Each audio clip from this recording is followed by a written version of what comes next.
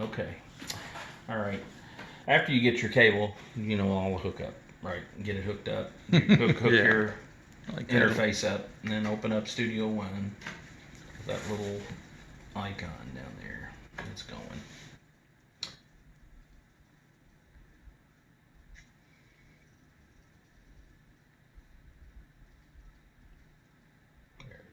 There it is. All right. Okay, we're opened up. Now, this is where, again, you will set up that Focusrite. It's showing Windows Audio here, and that's not what we want. We want that Focusrite as your audio it says configure audio device. Okay. So we'll go up here to this drop down and then choose Focusrite. And we know at this point it ain't gonna work. So, but it will when you get your cable, hopefully. So we'll just say, If not, I'll need to get another one of these things. yeah. Only not that one. Okay. So you can recommend a new one when Well, the time the comes. other thing I would do, I think I was telling you, the Personas one would be good. It's inexpensive. It's about like that too. Either one would be okay. So that usually is a really good one. So they really, And it was never used. I know. Okay, all right. We are at the homepage here again. Songs, projects. That is your mastering stuff. Okay, and this will be for a new song, and we won't worry about these. These are the two. This will be after you get you some songs recorded, and you're going to make a CD or something. You use that part to do some tweaks to it to make it sound good. Okay, new song. We'll start there, and we'll always use this empty song, and you want to make sure you have whatever the song is you're doing, labels, whatever it is. So, okay. Now, this is where the tracks will pop up and we'll work from. Use T for track to get a new track. That was labeled, and you'll label it also, whatever it is. And that's test, so that'll be our test track. Now, when you get this thing working and this interface is working, you will have up here, there'll be a little drop down that will say input, and you want to select the correct input. You've got to input one, and it'll be the same if you get another 2-channel interface. If it's not this one, they'll be the same. They'll have 1 and a 2. Okay. Wherever you got the mic plugged in, you want to select that. If it's in 1 or if it's in 2, select that up here at the input. But it can't be both at the same time. No, it'll just be one or the other. Yeah, and Why does it have to then?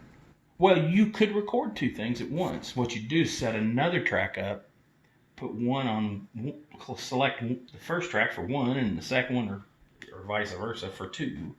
Either one. So they would just be separate tracks. They'd be separate tracks, yeah. At the same time. Yeah, exactly. You can do that if you want to do that. If you want to sit down with somebody and record 2 different people at the same time. Well, I was thinking, guitar and vocal, or you can do that. That could do it. Yes. To answer the question, yes, you can do that. So, okay. The other thing, okay, right here, because none of these are lit up, but when you have it and has the input on it, they're grayed out and you can't do anything with them right now. But when you have this thing working, that'll be your record button right there, and this is your monitoring button. And if you want to record, you'll arm it. You'll hit that one and it'll pop up red. And then this one, they're tied together normally, and that'll come on too. Okay, it'll be blue, and that's your monitor button. And that's so you can hear it through the headphones. Okay. Now, if you have playing it back and you want to play it through a speaker, you have to turn the monitor button off. So you'll turn that little blue button off to play it from an external source. But if you're going to play it back through your headphones, that'll work fine. You'll want it on that blue button. Over here, as you build these tracks, you keep adding tracks. Let's see. And they'll all be different things, okay?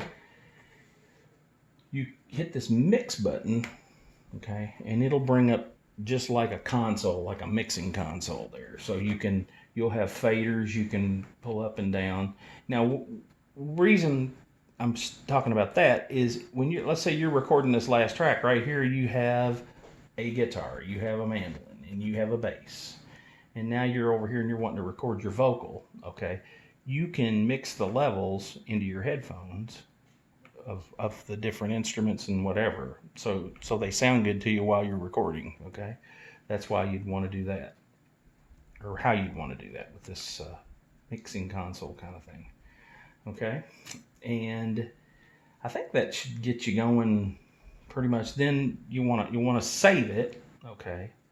So up here, you just hit save and it'll ask you for, well, I think we named it already. We named it test. So it'll be saved as a test. Now, to close this thing, you can X, but if you exit over here, it'll kill the whole thing. But let's say you want to just go to another song or something, you can just close here. It takes you back to this screen. And if you had multiple songs in here, you go open up another one. And all you do to open that one is just that. It takes you back to where we were. Okay. Another thing to show you. Right here, okay, this edit, mix, and browse. Okay. We won't worry about edit. Edit, you can select a track, and when you hit edit, if we had something on that track, down here will be blown up like really big, where you can zoom in on a particular section if you wanted to replace something, or so it gets it really big where you can see it. That's all that edit is. Okay. And the mix was this mixer, like a console. And now browse, this is where this thing's filled up with all sorts of things you can use, and you can put them onto. Let's just get rid of this mixer so it can do some stuff here. Instruments and effects and stuff, and you can play with this and just see what these things are. But like right here, this Impact is a drum machine, and you can make your own drums if you want. Okay. Of course, you put Easy Drummer on there. You should have Easy Drummer on there too, and I think that'll be under Tune Track. Yeah, there's Easy Drummer. So like for instance, we drag that over there. You got that, and we don't have a way to hear it, so because this thing doesn't work yet. So okay, and then there's effects. You got that. Ampere is an amp modeler. The other things should be labeled fairly clear, the things that you'd want to use. An analog delay, that beat delay is similar to I'm not sure what the difference is. It's kind of like the same as the analog to me. A channel strip is just an EQ they offer. So you can put that on a channel and it just, but they also have EQs too. Again, I would just suggest once you get something recorded to play with it, and all you do to get these on there, if you want to put one of these effects on there, you just drag it over and drop it onto the particular channel you want, and it'll pop. It's on that channel now. Okay. Now, and you go back into this mixer. I think I put it on 3. If you look at here, yeah, there it is. See, this thing will show you there's a compressor. Okay. There's also sends on here too. So, and later on I'll explain how to use these sends and stuff once you're up and running. But all of these things here, just you can play with them and just see. What I'd say, do some recording, stick one on a channel and see what it does. The ones that you recognize, like a phase shifter and a chorus, those things are the ones. Flanger, I'd play with those things. This other thing like this, I saw that pipeline thing. All that pipeline is associated with when you hook up an external device and you want to send your music over to that, like for instance a compressor that's freestanding, and you run it out and into that compressor and back. That's what that pipeline's all about. So I wouldn't worry about that.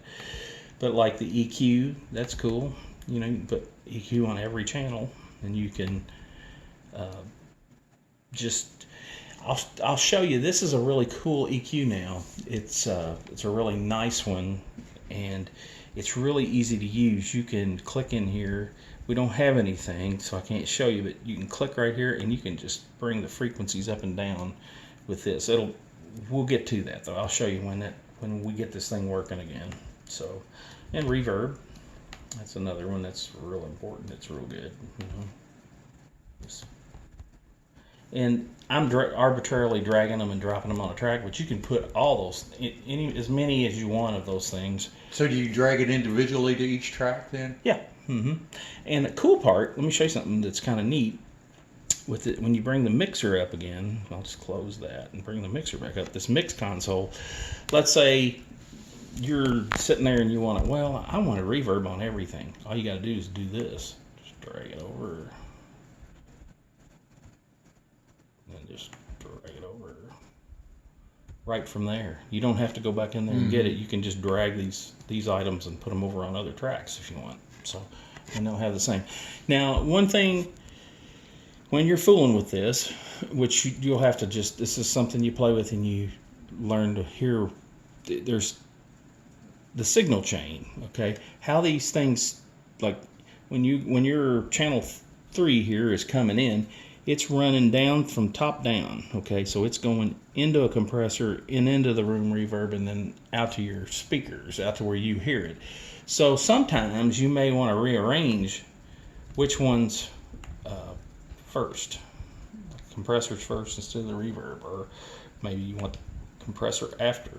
Now I really don't know what a compressor does. Yeah, I'll show you. I'll explain and I'll show you how that works. Some of this we've got to have something to fiddle with to be able to. But then there's all these, like I said, all this stuff over here you can find. This there's loops, and these are cool, man. We were talking about loops. These drum loops, you can put them, listen to them, and you can put them over here on a track, make a drum track, and it can be something you can play against, and it'll take it out. Yeah. Then you can take it out exactly. This later on, I'll show you these things and what this is. The cool part about this program is, as you're recording, it will save everything you're doing. Everything, it will save it, and so you can go back in here, and if there's something that you think back, well, man, I played that guitar and I played this lick and I want that instead of what I've got on there now. So you can go back in there and find it and replace, put it back. And it's really neat. It saves all those things. So, and I'm trying to think if there's anything else. These buttons down here, okay, that's a record button. You can arm something with that, okay, play, stop, and you can set your, right here where it says bars, you can set it to seconds, which I use time a lot more than I use bars, okay, and this is a loop. So if you were to draw up here, see that turned into a pencil?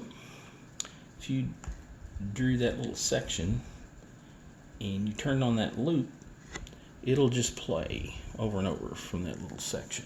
And I got that recorded there for you, so you'll see where it's at, and that turns the loop on and off. On and off. So yep. Cool. So we get it turned on. Exactly. Now, what this tells you right here is where that loop. Whoop. I think I moved my thing over. Maybe I got rid of my loop somehow. But this left and right tells you where the loop starts and the loop ends, the time, or how you set it. I don't know if there's a change. I think it's always time, I guess. Or maybe it's corresponding to this. If you had it on bars, it would be in a bar format. Anything else?